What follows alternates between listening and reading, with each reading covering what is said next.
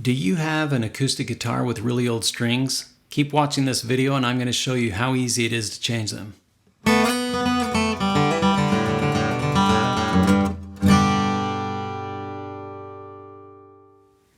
Now I play a lot of bluegrass music, so I flat pick on the guitar and I like medium gauge strings. I'm going to show you 3 sets that I really like. First off is the Diodario EJ17 Phosphor Bronze set, and it's what I've probably used the most. I've also tried out the Martin Acoustic SP in mediums. They're also Phosphor Bronze. Now both of these sets last me usually about a month, sometimes a month and a half. I'll push it sometimes to get 2 months out of them. The other one that I really like is Martin Lifespan SP strings. All 3 of these sound about the same, but the Lifespan give me about double the length, double the time that these other 2 sets give me. How do I know when it's time to change my guitar strings? Well, there's a couple things that I like. If I know it's been a long time and there's a gig coming up or I'm going to do some recording, I'll change my strings. The other way that you can figure out if your strings are ready for changing is you can look at the strings. Do they look dull or are they still bright in color? The other way I like to check my strings is just by using my fingernail. Under the 3rd string, just run your fingernail under the string. If you can feel the grooves from the frets, then it's probably time you should change your strings. Let's review some of the tools you might want to have. The first is a string winder. If you don't have one of these, it's not a necessity, but it definitely helps you loosen and tighten the strings more quickly. The other thing you'll need is a string cutter, a wire cutter. And you may want a bridge pin puller.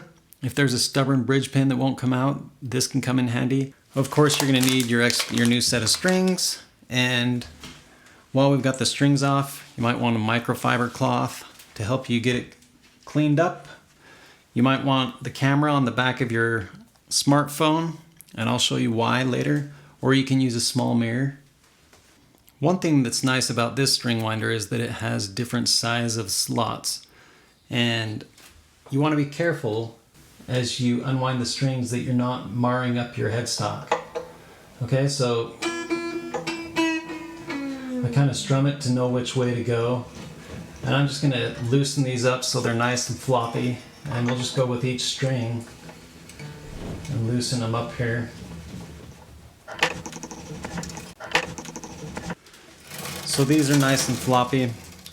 What I like to do is to take my wire cutter and just chop them off around the 12th fret. That makes each piece about the same length.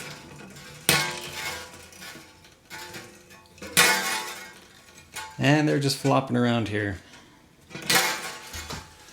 Okay, so the next part, now that you've got all these wires, is let's remove the old strings. You want to be a little careful doing this so that you don't poke yourself with the wire.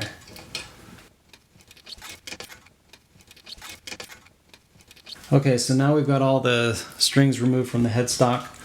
While we're at it, we're going to orient these holes on each tuning peg so that on this side they're like this, kind of at a 45-degree angle.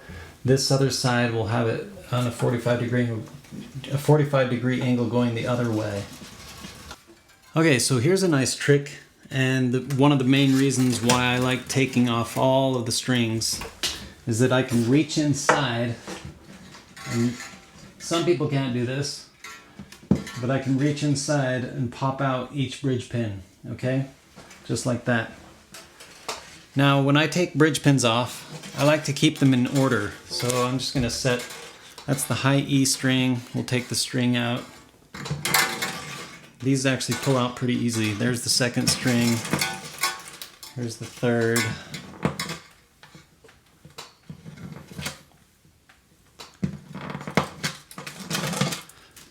Okay, and the strings come out really easily. And I like to get these out of the way, so I kind of wrap them up together. I recently learned that D'Addario has a recycling program for guitar strings and acoustic instrument strings, and they've partnered with TerraCycle. I'll put a link in the description below so you can find out more information about it. But you can go on their website and find a local recycling center. And so what I like to do now is go ahead and just save my old strings. And when I've built up enough collection and it's convenient, and I'll drive down to the local guitar shop and drop them off for recycling. Once you got your guitar strings off, now's a good time to just give the guitar a nice wipe down, especially next to the bridge where you don't get it, likes to collect a lot of dust. Wipe off your fretboard, wipe off the headstock. Basically every place that you can't get to when you've got the strings on, give it a good wipe. This time I'm going to use the Martin Lifespan SP. Be careful when you uncoil these. They can get you. You don't want to be poked by the end of the string. The way that I like to put these on is pretend like this is a wheel or a tire, and you want this ball end to go straight down like that. You don't want it so that the holes are pointing with your guitar. You want the holes pointing out to the side and as if this was just rolling down in. I keep the bridge pins next to each other in the same order. And what I'm doing is I'm just pushing the string down in, holding it in, I'm pulling up with my left hand so that the ball end is nice and snug against the bridge plate in that slot, and then I'm pushing the bridge pin down in. So we're going to do that for every string. And you really just want to push the string down just enough, because especially these wound strings, they've got the wrapping here, and over time you don't want to be pulling up and down on that string. This can kind of act like a saw blade, and over time that can wear out the bridge plate or wear out the slot that's made in your guitar. You want to preserve that for as long as possible, and your guitar should last a long time. Sometimes the windings on these, they'll end on one side so that it's wrapped back on top of each other. I like to keep the part that ends, I like to keep that facing up. Now let's take a look at how I did. You can use a makeup mirror. This is an old one. Just set that down inside your guitar, and if you've got a flashlight, or you can use the light on your smartphone. It looks like I've got one, the first string is off, and so I'll shoot a little picture here. You can see what it looks like if it's wrong. Yeah, you can tell right on this one it's completely wrong and oriented the wrong way. And that's why I like taking all the strings off at the time. You can really get in there and take a look. Okay, so we're gonna pop this first string out again, and we'll give this another go. Sometimes they like to twist on you.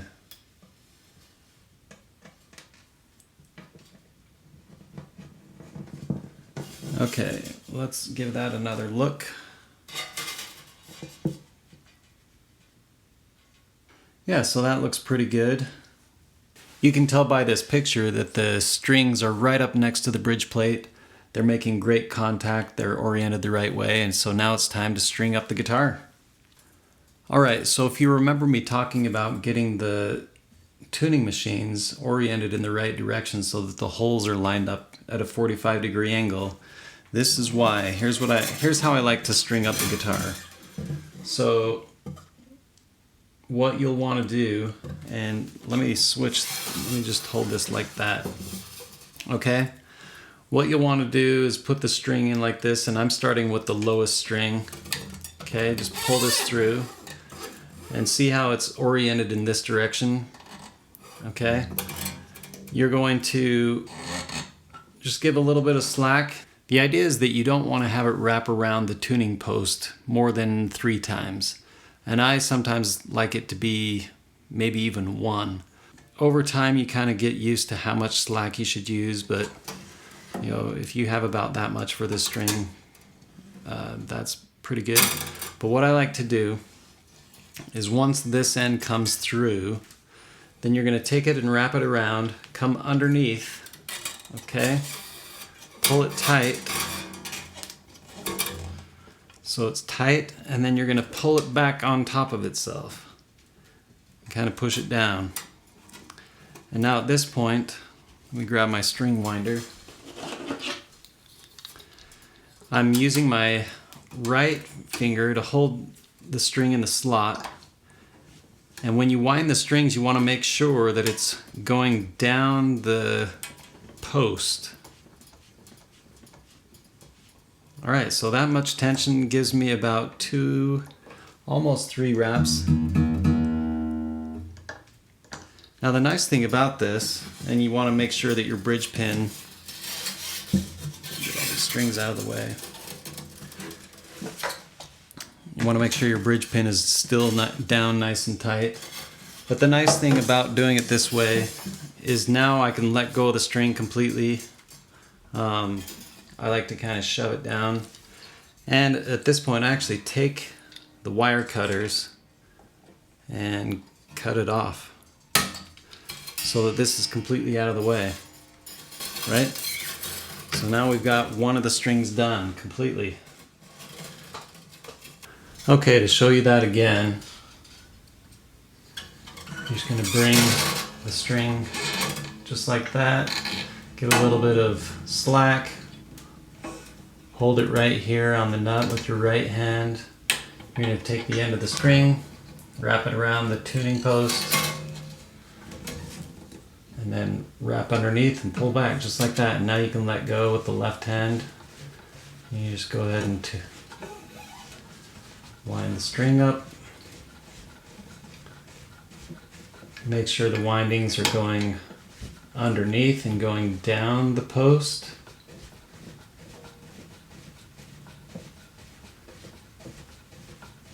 This is the long way if you don't use the string winder. When you kind of get it up to tight like that, push down again, grab your wire cutters. And I like to get it nice and close here to the tuning post. Just cut it off and discard the other piece. Okay, so now that I've got the 3 lower bass strings on, I'm going to do the top ones. And I start with the first string. It's just the same process. The first and second strings aren't wound, so they don't need quite as much slack, but I still, give it a finger's width or so. Same process, take it, wrap it around, don't have to hold it anymore. I'm going to use the string winder to make this go a little faster. Alright, when I get to this point, I'm pretty close to done. What I like to do is take the strings and just kind of pull up on them. I do that on each string around the 12th fret. And then up here maybe 3rd or 4th fret. This is just before I tune up, and I'm just trying to convince the strings to loosen up and stretch out. I might want to make sure the bridge pins are staying down. And I'm not trying to get it extremely precise yet.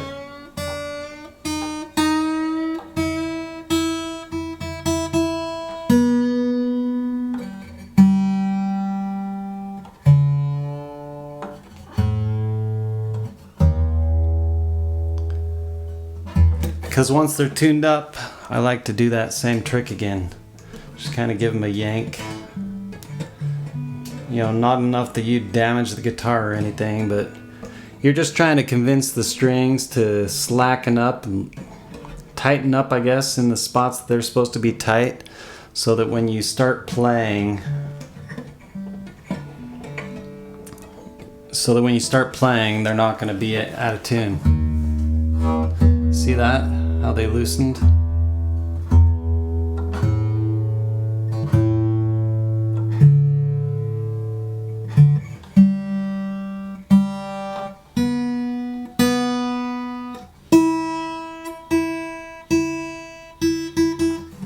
All right.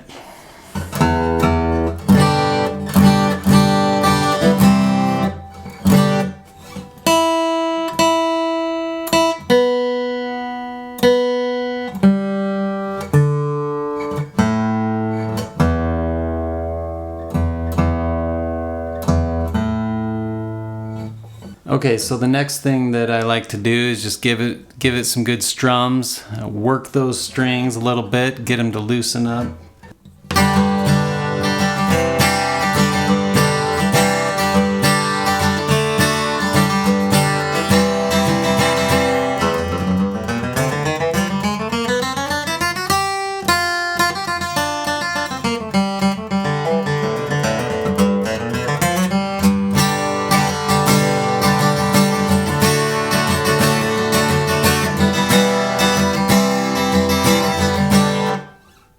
Okay, so now we should be pretty close into tune. Let's just check it. That one actually is in tune. Pretty close.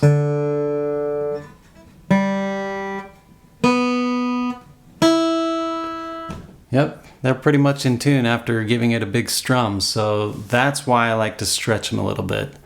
And so if you're playing on stage, if you're in a gig, and you've got a string that breaks, follow that same procedure. Obviously you wouldn't take off every single string, but give them a good yank and make sure to stretch them out before you jump back into playing.